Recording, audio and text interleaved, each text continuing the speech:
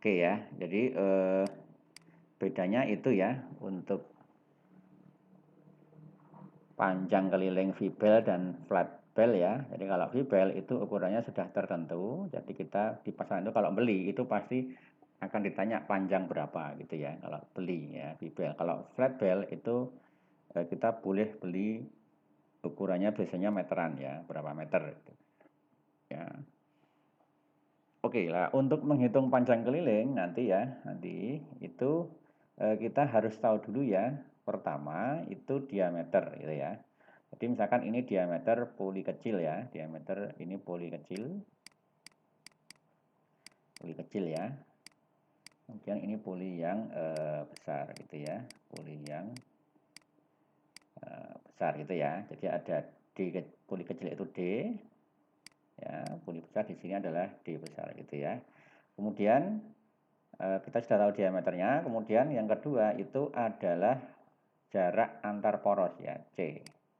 Ya, jarak antar poros puli. Ya, jadi kita harus ngitung dulu. Nah, ini yang perlu kita ketahui hanya dua itu gitu ya. Nah, kemudian cara menghitung kelilingnya berarti nanti menggunakan persamaan ini ya. L sama dengan 2C ya, 2 kali C. C itu jarak antar poros puli ya. Pusatnya ini jaraknya berapa gitu ya. Kemudian ditambah pi per 2 gitu ya. Pi per 2 dalam kurung D besar plus D kecil ya. Ini diameter poli besar plus diameter poli kecil. Kemudian ditambah dalam kurung D besar min D kecil ya. Dikuadratkan dibagi 4C. Nah, nanti ketemu panjang atau keliling pitch bell ya. Pitch kemarin sudah masih ingat ya, pitch ya. Pitch bell itu ya kalau ini V-bell ya berarti ya kelilingnya di tengah-tengah sini ya, bukan keliling di sini gitu ya, yang tengah-tengah sini. Ya, keliling tengah-tengah sini ya, bukan di sini. Ya. Nah, nanti ketika Anda beli ya tinggal aja nanti Anda beli ukuran bel yang berapa gitu ya, kemudian kelilingnya berapa. Nah, nanti tinggal kita pasang di sini gitu. Ya, oke. Itu ya, ini kira-kira cara menghitung keliling belnya gitu ya. Nah, maksudnya theta ini ya, theta ya. Ini ada theta 1, ada theta 2 ya. Jadi theta ini adalah sudut kontak gitu ya, sudut kontaknya. Sudut kontak antara bel dengan puli gitu ya. Nah, jadi kalau susunan seperti ini berarti sudut kontaknya sekian gitu ya. Nah, ini juga sama ya, dari sini ke sini itu ya, sudut kontak ya, jadi sudut yang bersinggungan. Oke gitu ya, itu untuk menghitung panjang keliling pitch bell ya atau bell ya. Oke, ada yang tanyakan dulu dari sini. Nah, kalau tidak ada ya saya lanjut lagi ya. Nah, ini adalah handling dan maintenance ya, handling dan maintenance. Ya. Oke, karena kalian nanti adalah orang mekanik ya, yang tentunya juga harus istilahnya memastikan bahwa semua peralatan itu berjalan sesuai dengan kondisinya ya, maka nanti butuh istilahnya penanganan dan perawatan gitu ya. Jadi handling itu penanganannya ya, cara menangani, kemudian cara perawatannya seperti apa gitu ya. Oke, kegiatan perawatan ya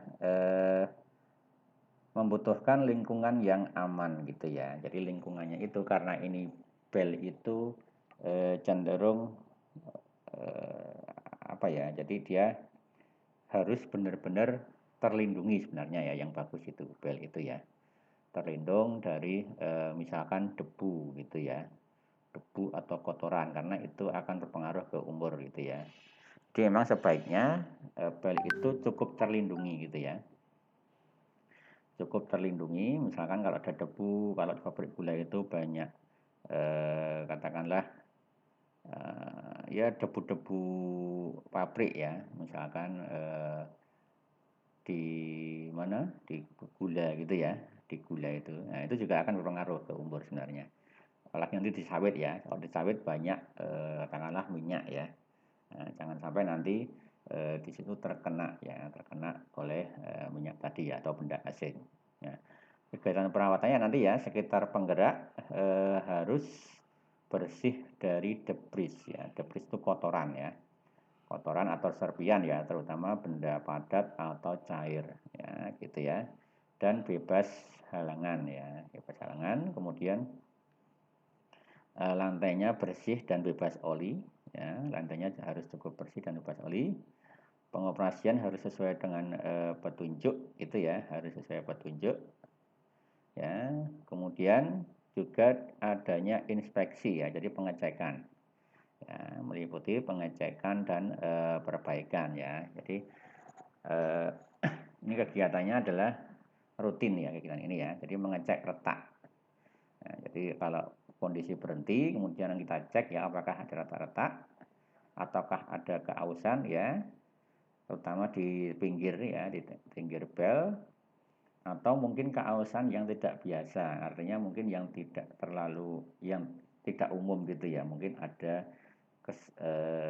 kesalahan operasional ya, kesalahan operasional ya.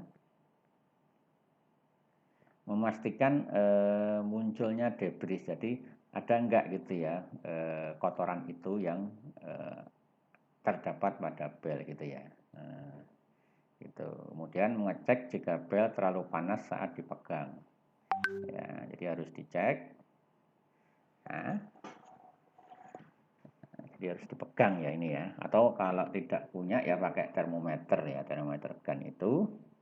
Kemudian memeriksa tegangan bel dengan tension meter ya. Sudah pernah menggunakan tension meter ya, praktek kemarin ada nggak itu ya, tension tester ya, pernah praktek belum ini untuk mengukur tegangan bel? Sudah, Pak. Sudah ya, bisa ya, oke ya, jadi itu istilahnya memang harus ini ada tabelnya kan gitu ya, atau rumusnya ya, ada rumusnya ya. Kemudian kemarin saya sudah share ya, itu ada video tentang cara mengukur tegangan bel ya, di video yang dulu ya, mungkin belum lama, seminggu yang lalu ya. Oke, kemudian memeriksa kekencangan puli ya, kekencangan puli. Jadi maksudnya kekencangan puli itu, puli ini kan dihubungkan dengan poros ya. Nah, nggak ada poros, kemudian kan ada pasang puli di sini ya. Kemudian biasanya ada bautnya ya, entah bautnya itu di sekitar sini ya, ada baut.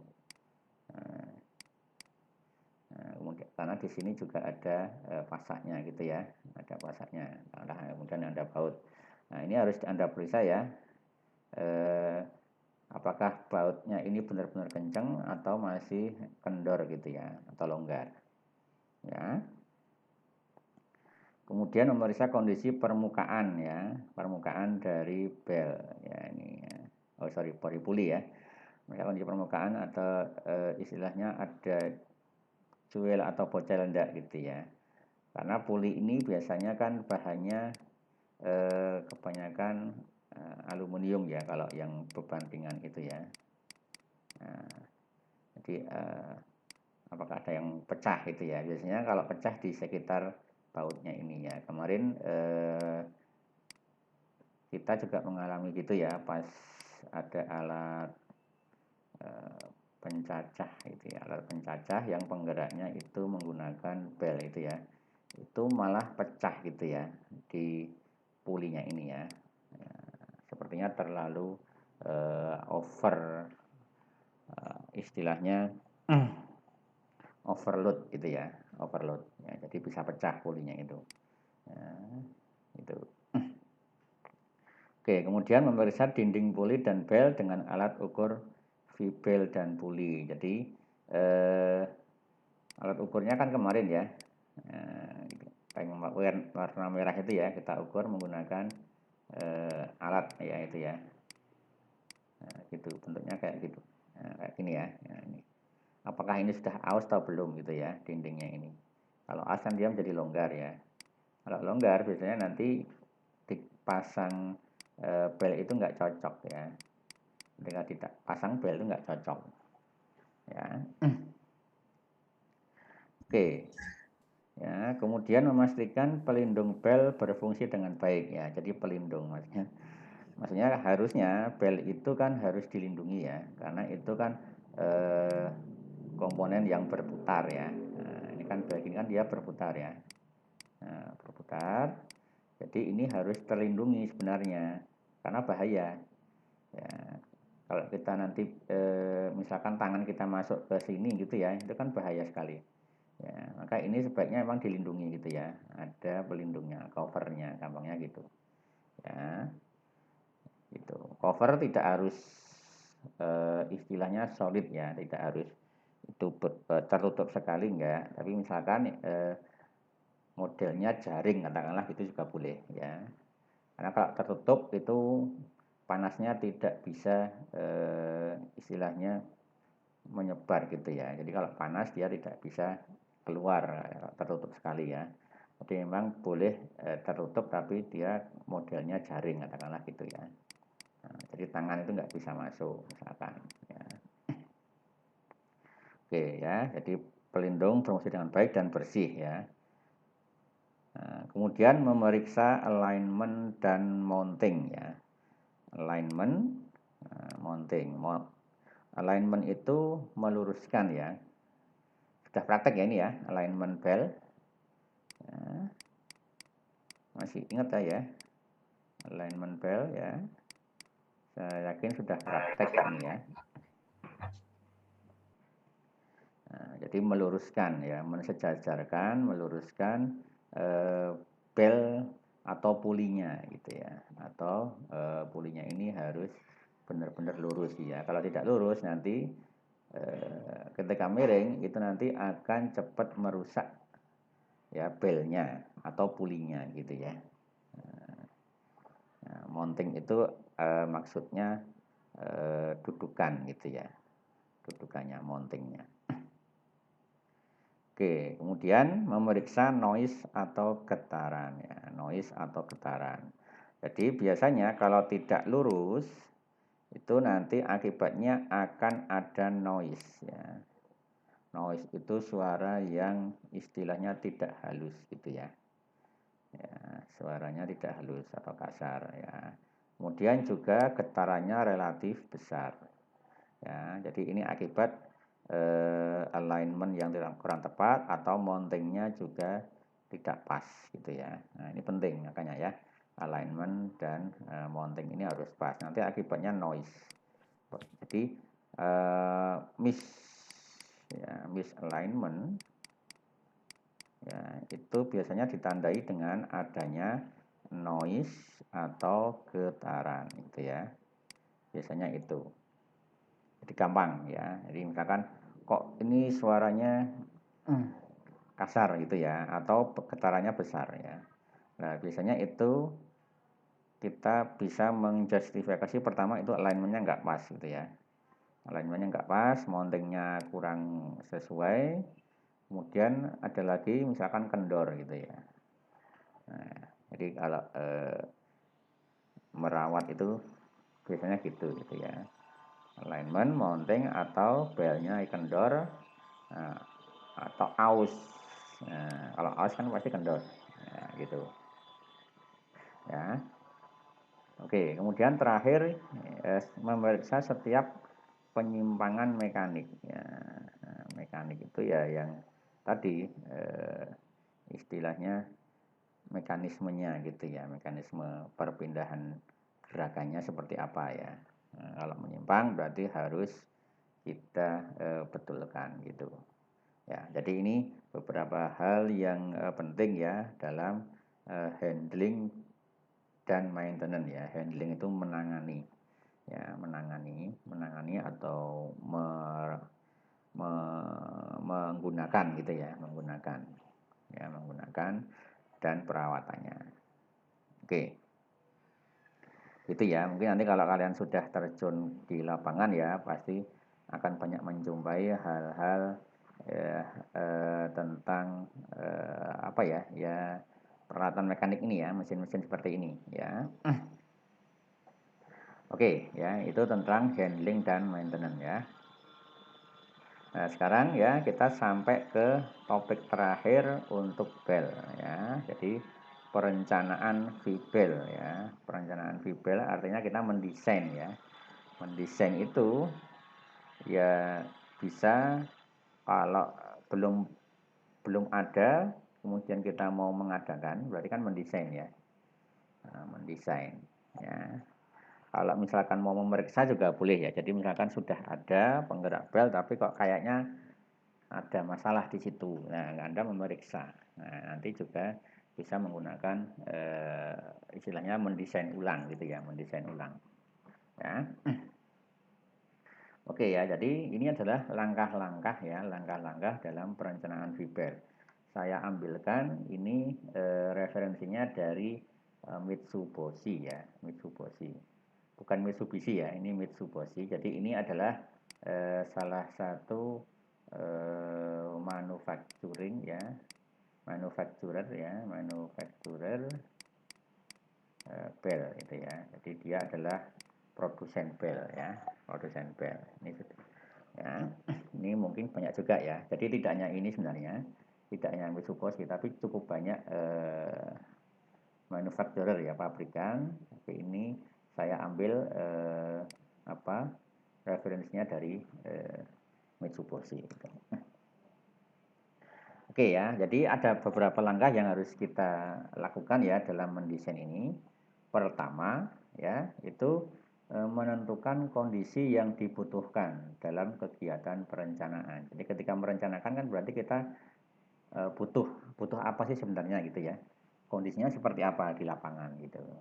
Nah, jadi yang kita butuhkan dalam perencanaan ini nanti ada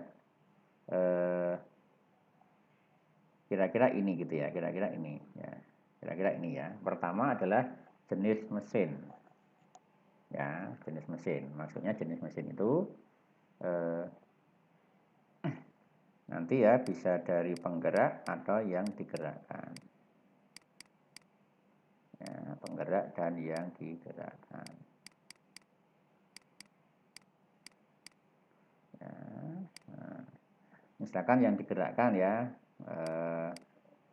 untuk transmisi apa katakanlah gitu ya. Jadi misalkan ya yang gampangannya itu untuk menggerakkan pompa katakanlah yang Anda kenal ya, nanti ya, kompresor gitu ya. Ya, apalagi banyak sekali gitu ya, banyak sekali. Ya, mencacah katakanlah ya. Ya, dan lain-lain. Jadi ini tergantung pabriknya, pabrik apa gitu ya. Kemudian penggeraknya ya, nanti yang masuk ke B ini sebenarnya sama ya. Jadi penggeraknya nanti bisa motor listrik gitu ya, motor listrik, kemudian nanti pilih motor bakar ya. Nah, nanti boleh katakanlah turbin gitu ya, dan lain-lain gitu ya. Nah, ini penggeraknya. Nah, setelah Anda tahu mesinnya, jenis mesinnya gitu ya, nah, kemudian kita ke B gini ya, beban transmisi atau daya motor. Jadi kalau penggerak, penggerak kan motor ya, motor itu penggerak. Anda tahu nggak bedanya motor dengan mesin? Motor dengan mesin itu bedanya apa? Ada yang tahu? Ya, bedanya apa? Mesin dengan motor gitu ya. Di sini jenis mesin, ini daya motor gitu ya. Nah, tahu? Ada yang tahu? Ada yang mau? Izin, Pak. Ya. Kalau mesin itu dia unit atau alat perangkatnya, kalau mesin itu dia unit atau alat perangkatnya itu berfungsi untuk menghasilkan produk atau barang. Kalau motor itu dia yang udah dihasilkan oleh mesin gitu, Pak. Kalau motor apa? Perangkat dihasilkan oleh mesin gitu, Pak. Dihasilkan. Maksudnya gimana? Perangkat yang dihasilkan. Iya, Pak. Nah, ini gimana nih? Contoh realnya. Gini Pak, saya ulangin ya. Kalau mesin itu unit atau alat Heeh. atau perangkat yang berfungsi untuk menghasilkan produk atau barang untuk merubah sesuatu. Bukan menghasilkan tenaga. Kalau motor itu unit atau perangkat yang berfungsi untuk menghasilkan tenaga atau usaha, kemudian disalurkan ke perangkat lain atau digunakan untuk dirinya sendiri gitu Pak. Oke. Ya, boleh ya. Jadi gini, motor gitu ya. Motor ini kalau bahasa sederhananya itu adalah sumber daya gitu ya. Sumber penghasil daya gitu ya. Ya, penghasil daya atau sumber daya. Ya, jadi motor itu fungsinya apa? Menghasilkan daya. Nah, motor itu menghasilkan daya gitu ya. Ya, misalkan apa? Motor listrik. Ya, jadi motor listrik itu dia menghasilkan daya berupa bentuknya putaran gitu ya, daya putar. Ya, daya putar ya, daya dalam bentuknya putaran gitu ya. Nah, daya dari motor bersumber dari mana? Dia dari listrik ya. Listrik juga ada dayanya juga ya. Nah, gitu ya. Jadi energinya dari energi listrik. Energi listrik nanti dia merubah menjadi energi yang ada di dalam motor. Jadi dia sebenarnya menghasilkan daya ya, menghasilkan daya. Ya. Nah, kemudian kalau mesin, ya, mesin itu kalau dia bergerak ya dia butuh daya. Ya, dia butuh daya untuk bergerak. Ya, jadi dia butuh daya. Kalau mesin ya, nah, mesin itu butuh daya untuk bergerak. Nah, gerakannya kan nanti macam-macam ya. Gerakannya kan seperti yang di mekanika itu ya, ada putaran ya, ada ada gerak putar, ada gerak lurus gitu ya. Ada gerak bolak-balik, bolak-balik atau gerak istilahnya bandul itu ya, apa namanya itu ya. Gerak bandul ya. Ayunan gitu ya. Jadi mesin itu dia butuh daya untuk bergerak. Kalau motor dia menghasilkan daya. Nah, itu ya. Bedanya itu ya. Jadi kalau kita bicara motor berarti penggerak. Nah, penggerak ya, penggerak mula gitu ya. Nah, penggerak mula. Ya. Kemudian kalau kita bicara mesin berarti mesin itu untuk bergerak dia butuh daya. Nah, itu ya. Nah, mesin itu dia akan menghasilkan gerakan. Tapi gerakan itu butuh daya, nah, itu ya, butuh daya gerak gitu ya. Lah sumbernya dari motornya itu gitu ya. Nah, itu bedanya gitu ya. Oke. Nah, kemudian tadi ya dari gerakan tadi mungkin dia bisa dipakai untuk apa terserah nanti ya. Gerakan misalkan gerakan pada pompa kan berputar, berarti dia akan memindahkan air dari satu tempat ke tempat yang lain. Kemudian kalau pencacah berarti dia gerakannya juga berputar ya untuk mencacah lah gitu ya. Nah, gitu ya. Nah, itu. Jadi nanti gerakannya itu dipakai untuk menghasilkan sesuatu gitu ya. Ya, gitu. Oke, kemudian ya, tadi jenis mesin ya, kemudian beban transmisi. Ya, beban transmisi. Nah, katakanlah daya motor gitu ya. Nah, jadi bebannya berapa? Ya, kan mesin kan dia kan pasti punya beban ya. Beban untuk mencacah ini dia berapa gitu ya. Beban untuk memutar ini berapa ya. Memutar ini berapa gitu ya. Bebannya. Ya, kemudian kita harus tentukan juga ya, atau harus tahu juga sebelum itu ya, sebelum kita merencanakan itu jam kerjanya berapa dalam sehari.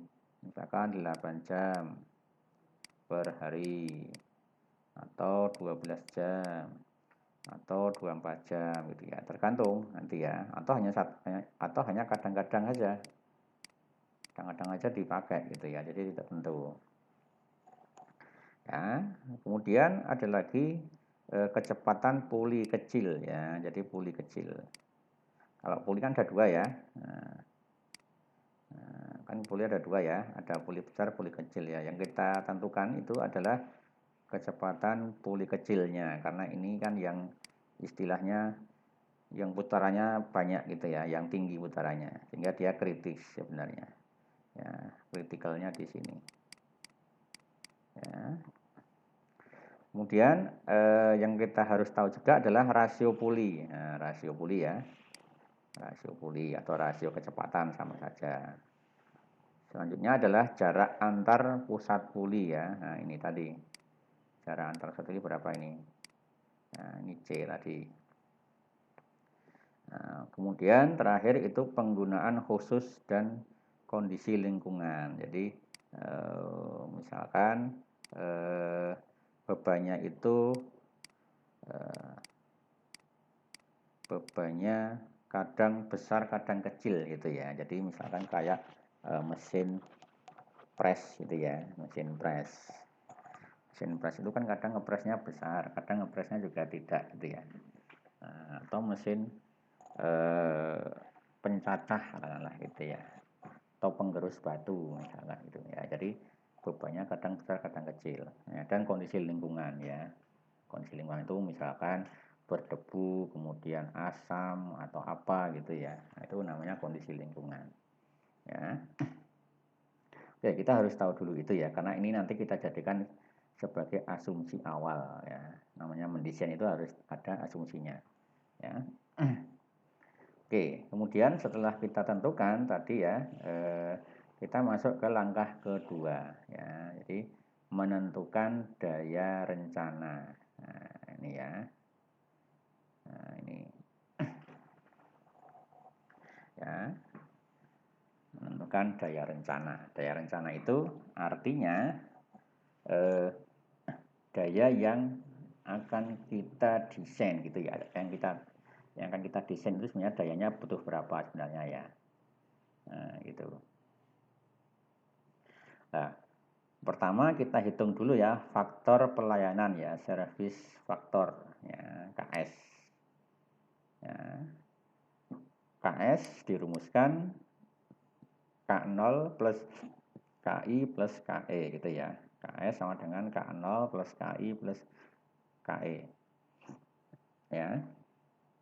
Di mana ini service factor ya KS, kemudian KO itu service correction factor gitu ya. Jadi faktor koreksi pelayanan gitu ya. Nah, nanti ada tabelnya.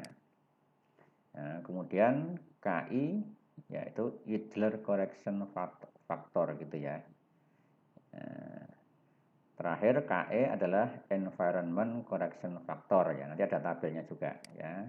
Nah, sebenarnya ini ada bukunya gitu ya, ada punya. Saya ambil dari buku ini ya. Dari buku punyanya Mitsubishi. Ya. Oke, kemudian ya nanti saya jelaskan ini. Kemudian yang kedua itu adalah menghitung daya rencana ya, design power. Jadi Anda mau merencanakan desain dayanya berapa ya, daya desainnya berapa ya, istilahnya PD. PD nanti dirumuskan PT kali KS gitu ya, PT kali KS, di mana nanti PD daya rencana ya, satuannya kilowatt, PT ini beban transit daya motor. Jadi motor Anda itu berapa ya, nah, ini daya motor. Nah, daya motor itu biasanya dari spek atau spesifikasi gitu ya. Anda sudah punya motor sekian gitu ya. Kemudian di sini PD sama dengan PT kali KS ya. KS adalah service factor tadi. Jadi ini itu berasal ya dari ini gitu ya, dari ini gitu. Nah, dari ini ya. KS ini sama dengan KS yang ini gitu ya. Sama. Oke, gitu ya. Jadi menentukan daya rencana. Jadi daya rencana berasal dari ini dulu ya. Kita cari KS-nya dulu gitu ya. Oke, lah ini adalah tabel tadi ya yang kita tentukan di awal tadi ya. Nah, ini tadi ada KO tadi ya, Service Correction Factor. Nah, di sini kita tentukan ya. Nah, ini driven machine ya. Jadi ini driven itu yang kita gerakkan mesin apa gitu ya. Nah, mesin apa yang kita gerakkan. Nah, daftarnya di sini. Kemudian driving unit ini motornya ya, penggeraknya. Ya, penggerak motornya ya. Maksimum power lebih kecil dari 300% rated power gitu ya. Nah, artinya ini daya yang digunakan ya. Jadi motor itu ada rated power, ada maksimum power ya. Ini rated itu istilahnya spek. Jadi kan rated itu normalnya gitu ya. Normalnya ya. Normalnya ya. Jadi nanti misalkan ini motor AC ya. Kemudian single entry pass mungkin belum sampai ya. Nanti motor itu ada yang 1 fase, ada yang 3 fase ya. Nanti di pelajaran list sistem elektrik ya. Nah, sistem elektrik. Sebenarnya ini nanti masuk ke sana ya. Nah, di sistem elektrik gitu ya. Nah, nanti kita tentukan di sini ya. Ini maksimum power di atas 30% dari rated power. Nah, misalkan ini yang digerakkan ya, agitator. Agitator itu pengaduk ya. Pengaduk cairan katakanlah ya. Ini blower ya, ini kipas gitu ya. Ini conveyor ringan gitu ya, light duty ya. Conveyor yang ringan, kemudian ini ada mesin bell conveyor ya untuk pasir katakanlah ya, crane dan lain-lain. Ya. Draft mixer ya, fan over, generator, mesin tool, ya, mesin bergerak dan seterusnya. Jadi ini jenis mesin ya. Ya, ini jenis mesin. Ya, jenis mesinnya apa? Ya, nanti kita pilih misalkan ya, mesinnya adalah mesin tool atau vibrate ini ya, yang kelompok ini dulu lah ya, agitator ini tadi ya, kelompok ini pengaduk ya. Kalau misalkan dayanya itu di bawah 300% dari rated power atau maksimum powernya itu di bawah 300%-nya, maka nanti kita tentukan dulu berapa jam operasionalnya per hari gitu ya, per harinya. Berapa jam sehari itu ya. Kalau 3-5 jam berarti nanti KO-nya kita ambil 0 ya. Ini nilai KO. Ini KO gitu ya. Nah, dan seterusnya. Ini juga sama ya, kalau maksimum powernya di atas 100% ini KO-nya gitu ya. Nah, ini adalah nilai-nilai KO ini ya. Nah, ini nilai-nilai dari KO ya, dari tabel ya. Dia ada yang 1, ada yang 1,2. Kalau berat berarti dia semakin tinggi, 1,8 katakanlah gitu ya. Nah, gitu ya. Nah, jadi semakin berat dia semakin tinggi ya, semakin tinggi.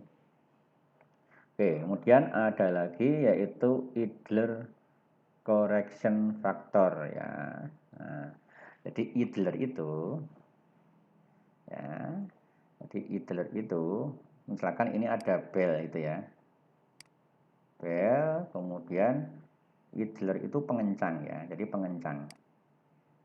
Nah, perantara gini loh. Nah, idler ya. Nah, jadi ini idler namanya. Nah, ini namanya idler. Ada yang modelnya gini juga.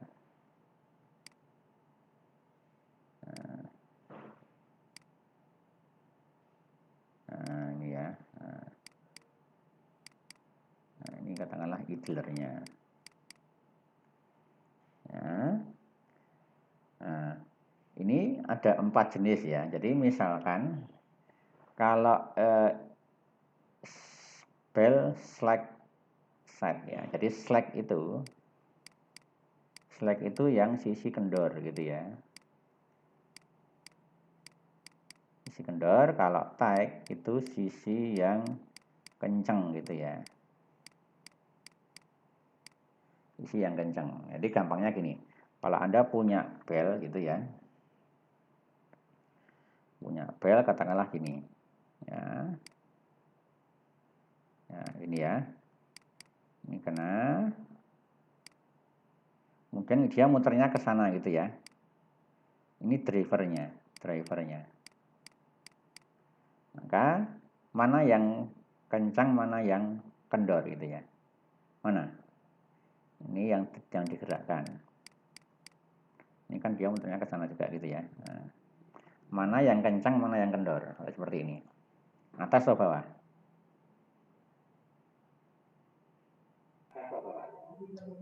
Bawah kendor. Nah, yang bawah ini kendor ya, yang atas ini tight, kencang gitu ya, kencang ya. Nah, kendor dan kencang gitu ya. Lah, maksudnya ini misalkan kalau Anda menaruh idler di sisi mana gitu ya. Kalau di sisi slack berarti yang kendor, posisinya di mana? Nah, inside of bell. Jadi kalau posisi seperti ini berarti dia di dalam gitu ya. Ini inside. Nah, inside. Kalau yang ini berarti outside. Nah, itu ya. Ada inside, di dalam dan di luar gitu ya. Kalau di dalam seperti ini, kalau ini di luar gitu ya. Nah, jadi di sini idler correction factor ada ini ya. Nilainya 0,0, 0,1, 0,1 dan 0,2 ya. Nah, jadi sebenarnya pengaruh pengencang atau idler ya, di dalam maupun di luar itu pengaruhnya berbeda gitu ya. Biasanya kalau yang awet itu ditaruh di bagian inside, di dalam ini lebih awet ini ya. Artinya yang awet itu belnya ya. Awet. Jadi belnya lebih awet. Kalau ini dia tidak lebih awet gitu ya. Tidak lebih awet. Ya. Gitu ya. Nah, sehingga nanti kalau yang di luar, apalagi dia diletakkan di bagian yang kenceng, itu KI-nya lebih besar. Nah, gitu ya. KI-nya lebih besar. Nah, gitu ya. Oke. Kemudian KE ya, Environment Correction Factor ya. Nah, di ini frequent start and stop machine. Jadi ini semuanya sama ya, 0,2 semua ya. Jadi frequent start and stop. Jadi dia sering start stop mesinnya itu ya, sering berhenti ya. Nah, kemudian hard to conduct maintenance check up ya. Nah, kemudian dusty. Jadi dusty itu banyak kotoran atau debu ya. Nah, kotoran atau debu. Kemudian temperaturnya tinggi, oil or water splash. Nah, jadi kadang ada percikan air atau oli gitu ya. Nah, itu ya. Nah, memang sebenarnya ini nggak boleh kena sebenarnya ya. Catatannya ini ya harus dihindari. Jadi bel itu tidak boleh sebenarnya terkena air atau oli. Ya, nggak boleh. Ya, sehingga perlu dikasih penutup cover ya untuk mencegah terjadinya slip. Nah, ini ya. Ataupun nanti umurnya juga pasti berbeda ya, berkurang gitu ya. Berkurang. Ya, oke. Jadi ini tadi ya. Jadi ada KO, KI, KE gitu ya. Nah, sudah tahu ya. KO, KI, KE gitu ya. Ini sudah ada semua.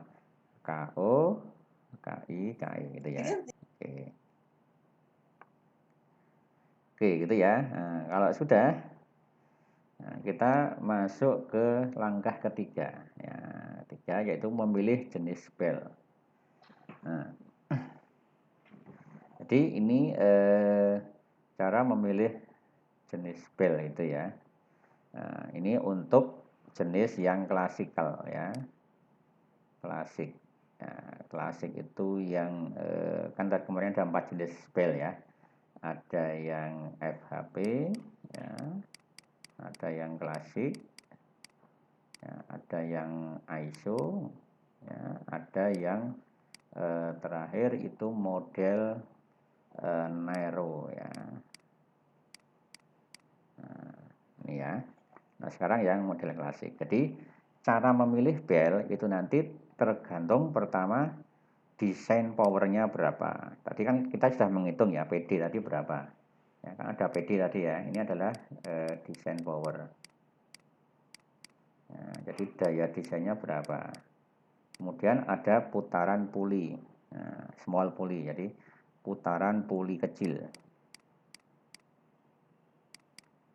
Ya, putaran puli yang kecil. Nah ini ya small puli. Jadi misalkan ya desain power Anda tadi Anda menemukan desainnya ketemu 10 gitu ya, ketemu 10 kW kilowatt ya. Nah nanti 10 ini Anda tarik ke atas gitu ya, tarik ke atas sana. Kemudian misalkan ya desain powernya 10 kW gitu ya. Nah, putarannya berapa? Putaran puli kecil misalkan N-nya katakanlah putaran motor ya 1450 rpm ya. Ini PD-nya itu ya. Nah, sehingga nanti Anda cari di tabel sini ya. Misalkan ini desain powernya 10 kW ya, Anda tarik ke atas ya. Ini ya, kemudian N-nya adalah 1400 rpm yang ini. Nah, ini ya, putaran motor. Nah, Anda share ke sana. Nah, nanti ketemu di sini gitu ya.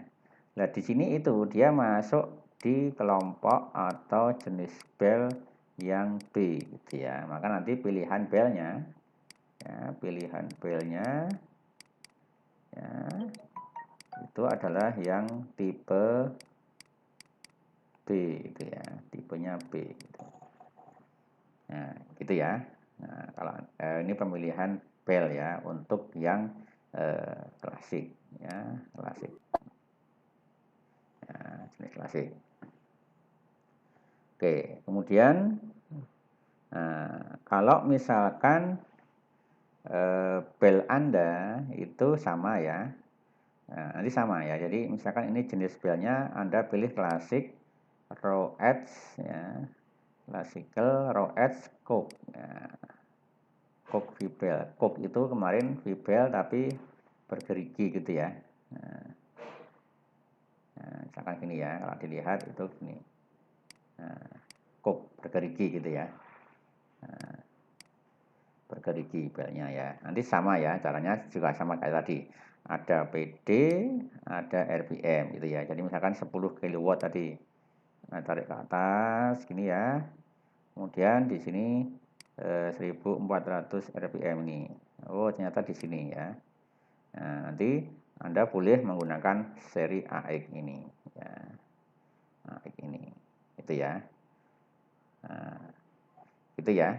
Nah, kalau pas di sini gimana gitu ya, pas di garis. Kalau pas di garis berarti boleh pakai yang ini atau yang ini, terserah gitu ya. Nah, nanti kita lihat justifikasinya bagus yang mana gitu ya, gitu. Oke.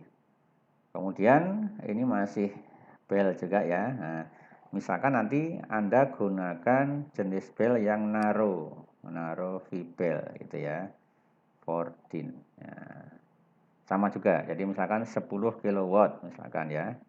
Nah, 10 kW di sini ya dayanya, Anda tarik ke atas gitu ya. Putarannya berapa? Misalkan 1400. Nah, oh di sini berarti nanti saya pilihnya yang SPA, SPZ atau SPZX gitu jenis belnya. Ya, itu cara memilih bel itu ya. Nah, udah tahu ya, udah bisa ya membaca apa tabel ya atau grafik ya. Oke, kemudian ya kita menuju ke langkah keempat gitu ya. Langkah keempat memilih ukuran puli ya. Jadi ini memilih ukuran puli pertama memilih ukuran puli kecil ya, karena ini sebagai acuannya. Jadi acuannya nanti berdasarkan puli kecil, kemudian ukuran puli besarnya itu menggunakan tadi ya rasio puli. Nah, jadi kita lihat ya di sini memilih ukuran puli kecil. Jadi nanti ada minimumnya ya, minimum poly pitch diameter. Bell type-nya apa gitu ya. Recommended. Jadi recommended itu artinya yang dianjurkan. Ya, yang dianjurkan. Ya, recommended. Nah, kalau yang allowed berarti ini dibolehkan. Nah, dianjurkan minimal ya, jadi minimal ya, jadi ada minimalnya. Ini dibolehkan minimal, itu ya. Nah, maksudnya gitu ya. Jadi misalkan jenis belnya tipe M, berarti minimal rekomendasinya adalah 50. Nah, itu ya rekomendasinya. Kalau yang tipe A 95, tipe B 150, itu ya diameternya ya. C, jadi ini yang puli kecil ya, yang puli kecil. Ya, bukan yang puli besar ya. Nah, jadi yang puli kecil ini. Ya, jadi ini itu misalkan ya untuk yang ini gitu ya. Penggeraknya ya. Nah, jadi yang puli kecil ya, jangan yang puli besar ya. Yang D, yang E ini. Kenapa kok ini semakin besar ya? Karena E itu belnya, ukuran belnya besar ya, bel besar. Nah, jadi ketika belnya ukurannya besar, otomatis diameter pulinya juga harus besar. Nah, gitu ya. Kemudian ini ukuran minimum ya, jadi ini batas minimalnya. 40, 60 ini ya, dan seterusnya. Ini adalah batas minimal. Ya, jadi boleh menggunakan ini. Kalau 45 gimana Pak? Kalau yang tipe M katakanlah gitu ya. Nah, misalkan Anda pilih tipe ini. 45 gimana? Nah, kalau Anda milihnya 45, ya boleh saja. Ya, kan masih di atas minimal gitu ya. Gitu ya. Nah, kalau 60 gimana? Nah, ini 60 gimana? Ya enggak apa-apa gitu ya. Boleh saja. Nah, 60 kan di atas sini gitu ya. Nah, di atas ini gitu. Ya. Oke, gitu ya. Nah, kemudian untuk menghitung ukuran puli besar ya. Nah, diameter puli besarnya gimana? Nah, kalau puli besar tadi ya, nanti tergantung dari speed ratio gitu ya. Jadi DP diameter puli besar sama dengan diameter puli kecil dikalikan SR, speed ratio atau rasio puli. Nah, rasio pulinya berapa gitu ya. Nah, oke. Gitu ya. Jadi kalau rasio pulinya besar ya berarti diameternya juga semakin besar gitu ya, semakin besar. Ya. Gitu ya, sudah bisa dipahami ya. Nah, ini sudah jelas saya kira. Ya. Kemudian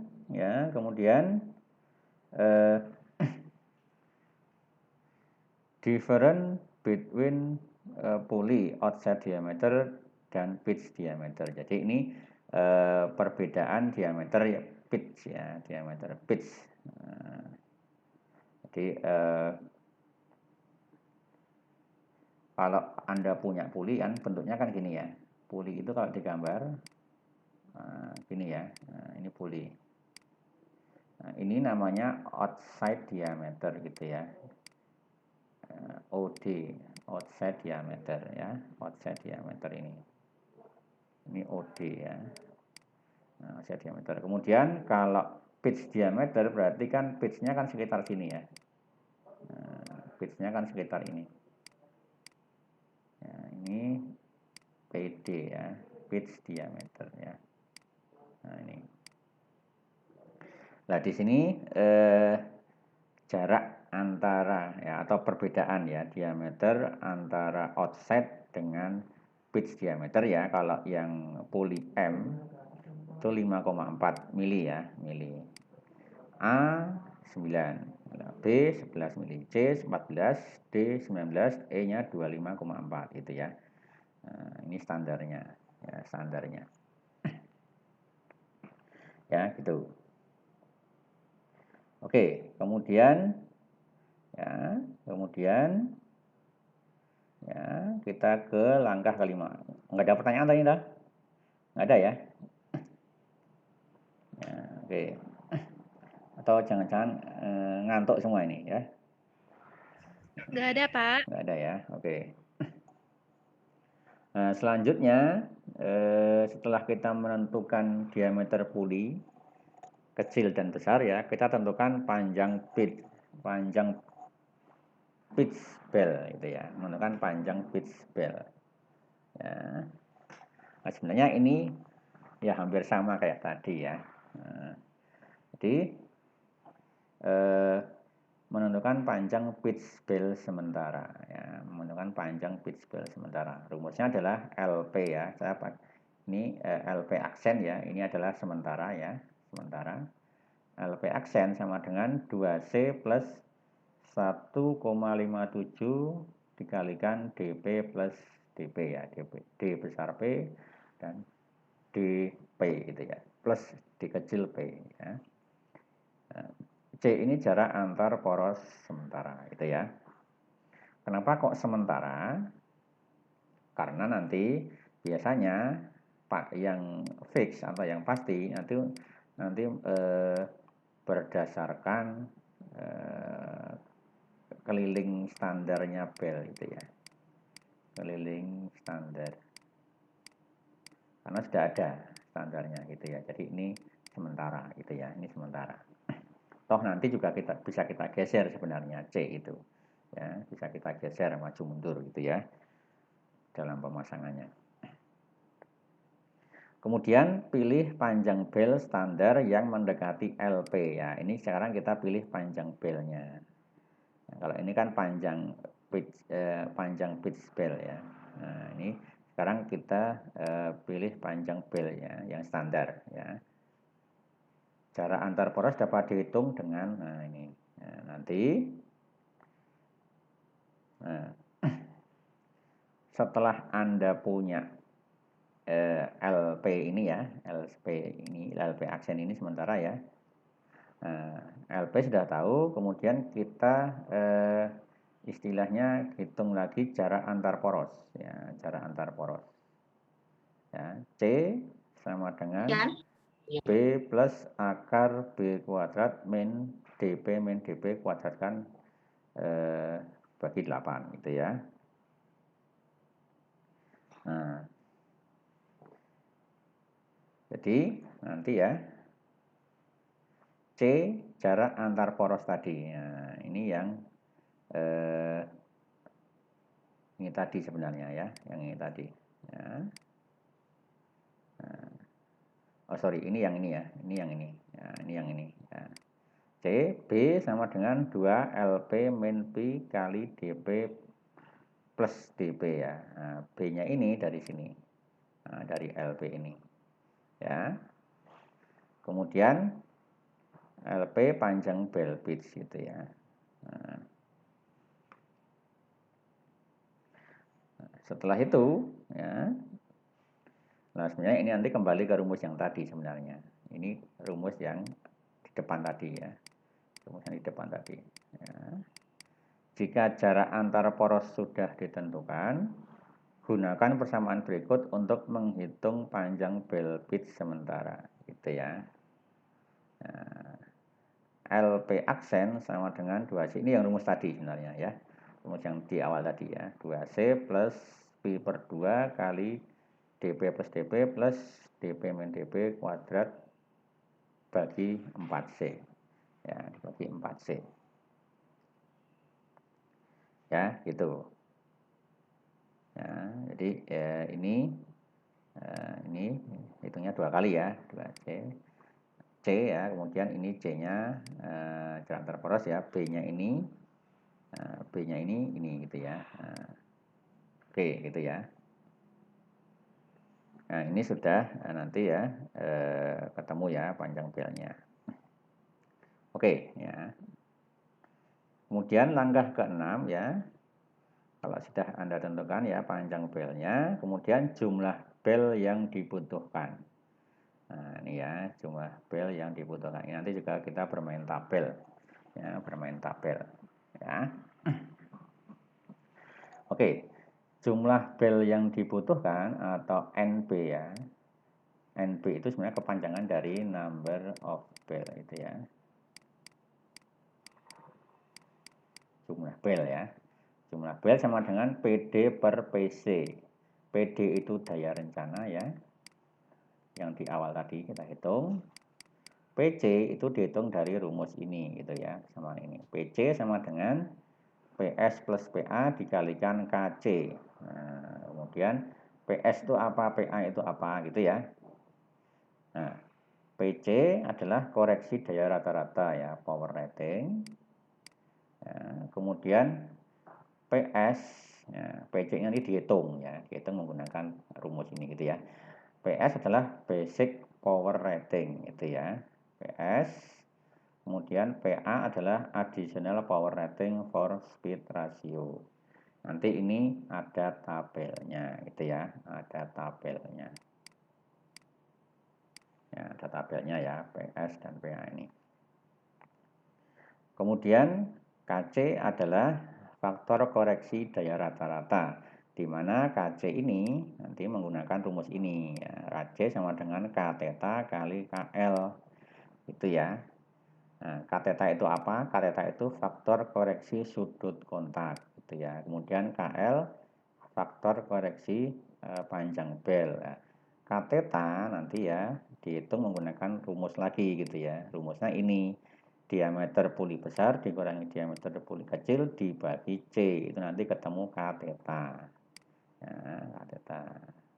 Nah yang KL nanti menggunakan tabel gitu ya, menggunakan tabel ya gitu. Nah kita lanjut dulu ya, ini masih yang nomor 6 ya. Nah ini tadi ya K theta ya, K theta kan yang ini ya. Nah, oke, bentar biar nggak bingung ya. Nah, tadi K theta ya. K theta sebenarnya ini kan ini ya K theta ya. Nah, nanti DP min DP bagi C gitu ya. Nah, K theta nanti yang ini gitu ya. DP min DP per C. Misalkan 0, kok bisa 0 ini ya. Nah, misalkan ini diameternya sama, berarti kan 0 gitu ya. Nah, nanti di sini K theta-nya yang ini gitu ya. Nah, K theta-nya yang ini. Ya, K theta. Kalau DP min DP per C ini nanti ketemu berapa gitu ya. Ketemu berapa, nanti K theta-nya tinggal Anda tarik ke sana. Oh, ketemunya ini gitu ya. Nah, gitu ya. Oke, nanti angka-angkanya yang ini. Gitu. Nah, kemudian sudut kontak puli ya. Sebenarnya ini sudah langsung sebenarnya ya. Nah, ini cara menentukan aja ya. Jadi ini rumusnya ya. Nah, rumusnya ini gitu ya. Nah, rumus untuk menentukan sudut kontak puli. Untuk puli kecil, ini untuk puli yang besar gitu ya. Oke. Ya, itu K theta sudah ketemu gitu ya. Kemudian faktor koreksi panjang bel. Nah, ini ya. Faktor koreksi panjang bel atau keliling bel gitu ya. Bel itu kan bulat gini ya. Ini belnya. Nah, nanti misalkan ya length designation ya. Jadi ini panjang belnya. Ini ya, ini panjang bel. Ya, length panjang bel ya. Di panjang bel, kelilingnya ya. Ini adalah yang ini.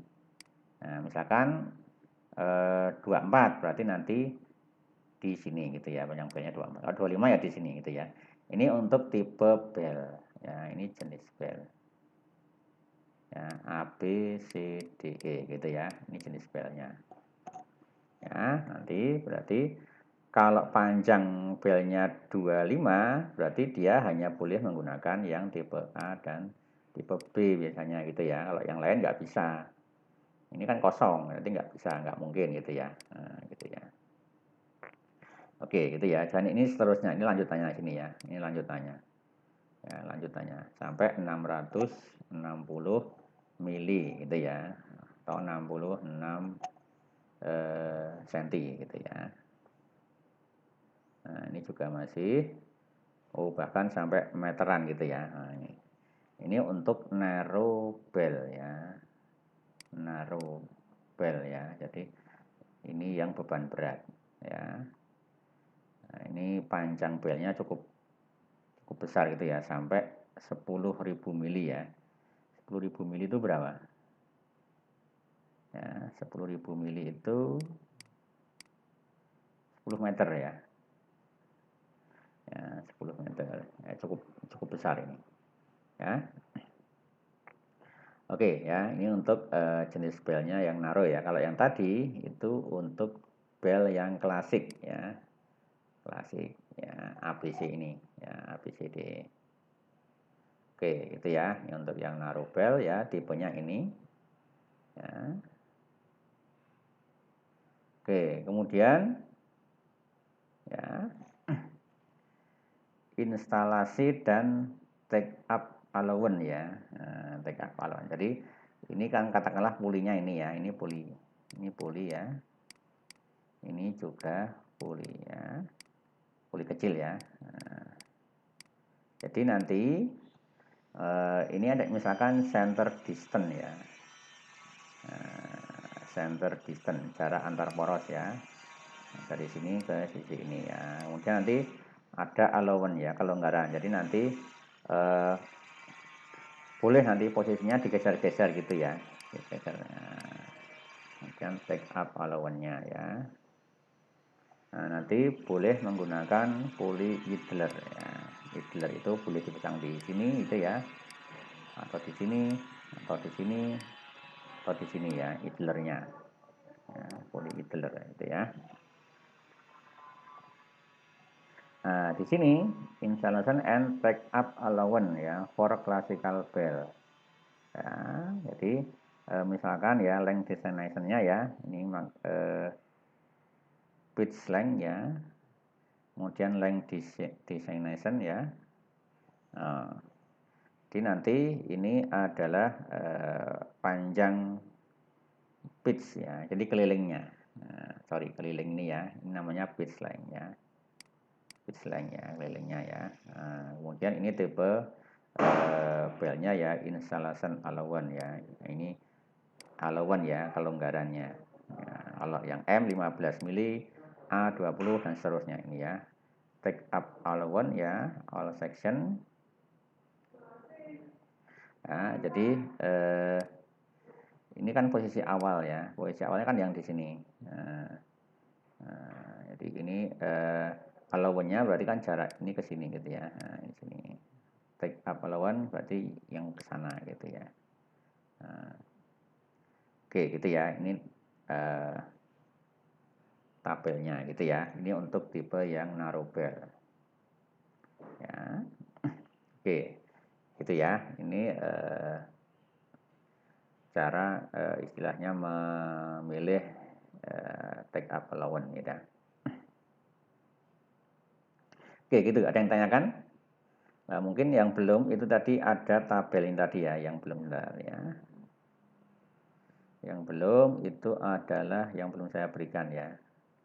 Tabel untuk ini PS dan PA ini ya. Nah, PS dan basic power rating ya. Dan ini ada tabelnya nanti. Ini saya berikan tabelnya ya. Karena cukup banyak, ini ada beberapa lembar ya. Jadi tidak saya sertakan di PowerPoint. Ya, nanti saya share. Ya, gitu. Oke, ada yang tanyakan dulu dari sini? Atau masih bingung ya? Ya, biar tidak bingung ya, biar tidak bingung. Ini ada tugas gitu ya. Ini sudah saya share ya materinya ya. Sudah saya share lah, betul lah? Sudah, Pak. Ya, oke, sudah. Kemudian ya itu di halaman terakhir ada tugas gitu ya. Ada tugas perencanaan VBEL itu ya. Menggunakan referensi dari Mitsubishi ya. Nah, di sini ya, rencanakan sebuah penggerak VBEL ya, klasikal. Nah, ini klasik. Ya, dengan spesifikasi jenis mesinnya kompresor itu ya. Jadi mesinnya kompresor. Jadi penggerak kompresor. Ya, jadi untuk menggerakkan kompresor. Beban transmisinya daya motor ya. Motornya 4 kutub, dayanya 3,75 kW, putarannya 1750. Jam kerja 8 jam per hari. Kecepatan pulih kecil 1750 ya, rasionya 2:1, artinya ini malah perlambatan ya, atau rasio pulihnya 2 gitu ya. Di perlambatan jarak antara pusat pulih sementara ya plus minus 300. Penggunaan khusus dan konvensional tidak ada. Oke ya, kemudian tabel daya rata-rata power ratingnya dalam lampiran ya. Nanti saya kirimkan. Kira-kira gitu. Nanti tinggal Anda ikuti aja langkah-langkah dari 1 sampai 7 tadi. Ya. Oke, ada pertanyaan? Ya. Tugas yang kemarin dari kumpulan belum? Tugas yang pertama kemarin.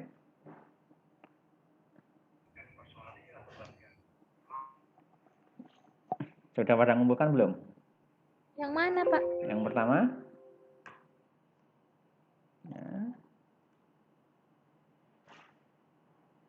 Yang pertama?